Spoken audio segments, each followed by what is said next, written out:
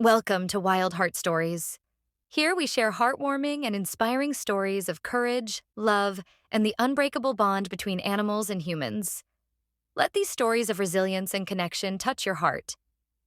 If you're new here, don't forget to like and subscribe to join our journey through the jungle.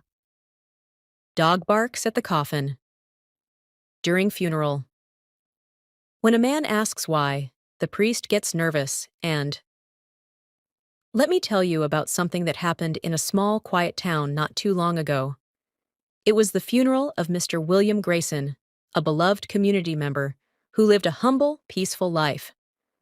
The church was filled with mourners, and at the front, next to the coffin, sat his loyal dog, Max, a golden retriever who had been by William's side for over a decade.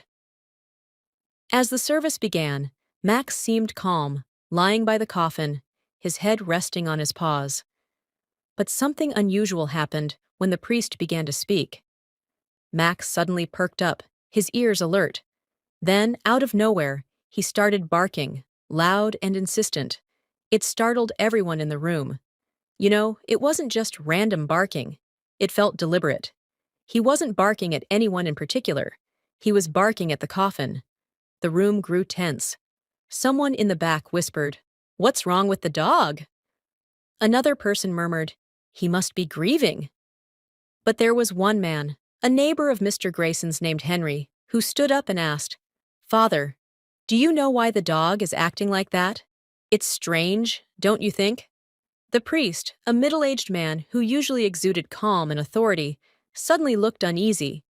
He stammered as he tried to explain, "Dogs often sense things we cannot. Perhaps Max is just confused or upset." Max's barking didn't stop. He began scratching at the side of the coffin, his whines growing desperate. It was heartbreaking to watch, but it also sent a shiver down everyone's spine. Henry wasn't convinced.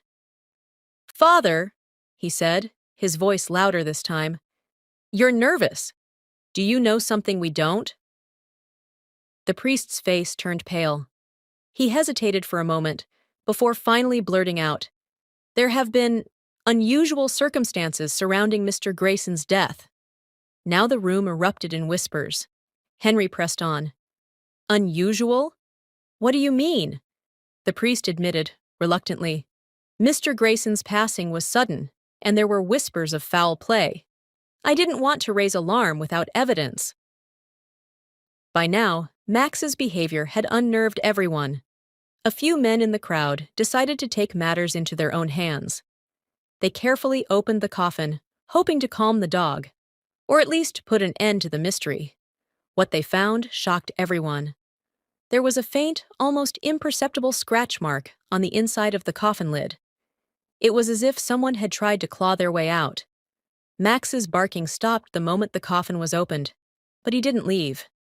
He placed his paw gently on Mr. Grayson's hand, his eyes filled with a mix of sadness and urgency. The realization hit everyone like a bolt of lightning. Mr. Grayson hadn't been dead when he was placed in the coffin. Somewhere in the process, perhaps during the embalming or the preparation, something had gone terribly wrong. The priest, now visibly shaken, confessed that the doctor who signed the death certificate had been rushed and careless, dismissing Mr. Grayson's faint pulse as a post-mortem phenomenon. The community was outraged. An investigation was launched, and the doctor faced serious consequences. But what haunted everyone the most was Max, the dog who knew something was wrong when no one else did. They say animals have an extraordinary intuition, and in this case, Max proved it. He saved Mr. Grayson's story from being buried with him, ensuring that his death wasn't ignored or dismissed. Even today, people in that town remember the funeral where a dog's loyalty and love uncovered a chilling truth. And Max? He became a local hero, a symbol of unwavering devotion.